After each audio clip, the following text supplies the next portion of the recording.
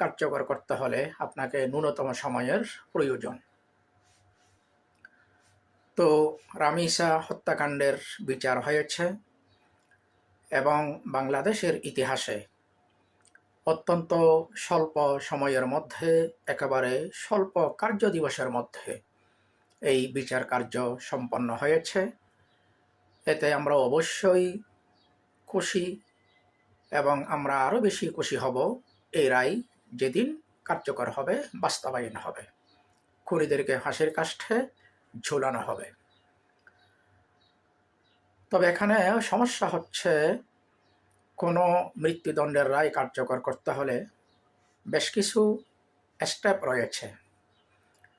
এই স্টেপগুলো বিদ্যমান যেই আইনগুলো, বিদ্যমান যেই ধারাগুলো বা বাধাগুলো, এগুলো রাতারাতি অপসারণ করাও সম্ভব নয়।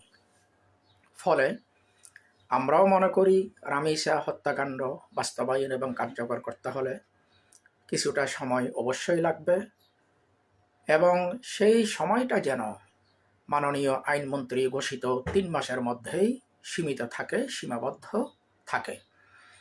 এই 3 মাসের মধ্যে যেন রামিসা হত্যাকাণ্ড বাস্তবায়নে যেসব বাধা বিপত্তি রয়েছে সেগুলো অপসারণ করা হয়, সেগুলো দূর করা হয়।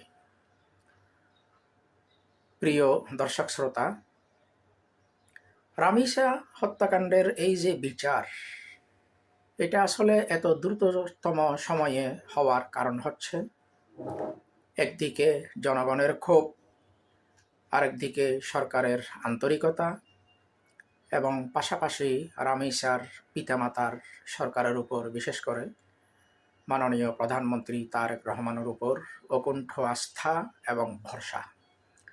সবকিছু মিলিয়ে অত্যন্ত কম সময়ের মধ্যে আন্তরিকতার সাথে বিচারটি সম্পন্ন হয়েছে। এখানে একথাটি বলতে হয়, একদিনে 17 জন সাক্ষীর মধ্যে একদিনেই 16 জন সাক্ষীর সাক্ষ্য গ্রহণ করা হয়, যাতে 1 মাসের ভেতরেই বিচার কার্যটি সম্পন্ন হয়। আলহামদুলিল্লাহ, সেটা সম্পন্ন হয়েছে।